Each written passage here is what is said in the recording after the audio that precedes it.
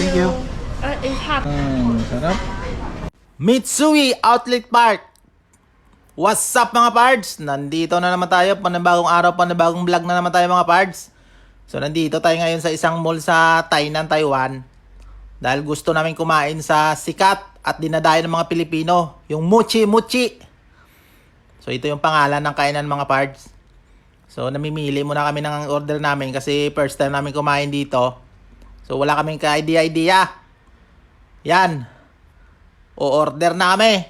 So ito na mga pards, pinaupo na kami. So sikat dito mga pards na pagkain, yung burger na bubuhusan nila mamaya ng cheese sa harapan mo. So ito daw yung bestseller ng mga pards. So bali yung mochi-mochi na to mga pards, dinadayo to ng mga Pilipino talaga mga pards. So sikat yan dito sa Tainan, Taiwan na kainan mga pards. So siyempre kami, first time namin kumain dito.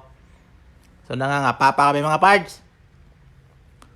Laon na kami ng partner ko, hindi man kayo madalas kumain sa labas kasi magastos. So try natin mga pards. Minsan lang naman. Hindi naman madalas tayo kumakain sa labas kasi pag madalas, ubos ang pera, butas ang bulsa mga pards. So antayin lang natin mga pards yung in-order natin. So medyo may kamahalan ng pagkain nito mga pards.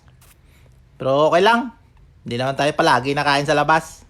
So ito mga pards, in-order namin yung drinks nausok-usok tapos lagyan nila ng bubbles. Strawberry with bubbles.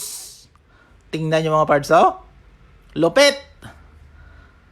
So tikman natin mga pards kung masarap. So strawberry siya.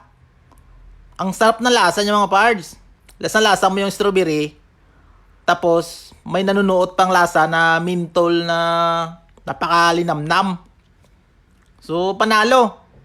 Panalo mga pards.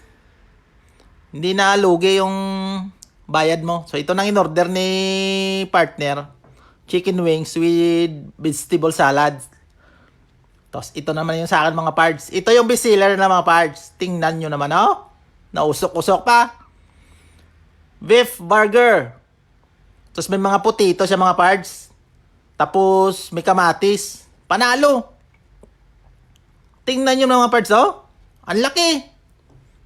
So di ko alam paano ko ito ubusin.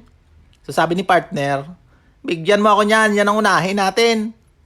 So ang chicken wings sabi niya mamaya na kasi pwede naman natin take out. So sa bagay tama naman siya mga pards. So ito na. Kainan na mga pards. So nung sarap ng lasa niya mga pards. Napakalambot nung beef. Tapos yung cheese, napakalinam na mga pards. Hindi siya nakakaumay. Ang sarap. Balance na balance yung lasa niya mga pards. Tapos hindi siya agad-agad nakakabusog. Sa sobrang laki niya lang kasi mga pards. Saka ang dami niyang mga palampalaman. Talagang mabubusog ka na doon. Tingnan nyo na mga pards. Wala na. Ubos na. Panalo mga pards. So hindi ka lugi sa ibabayad mo. Kahit medyo mahal, sulit naman. Tingnan nyo mga pards ubos na. So yung chicken wings, so ipa-take out lang namin. So ngiti-ngiti na yung partner ko. Busog na busog siya. Tapos na tayo kumain mga pards. So magbabayad na kami. So uwi na rin kami mga pards.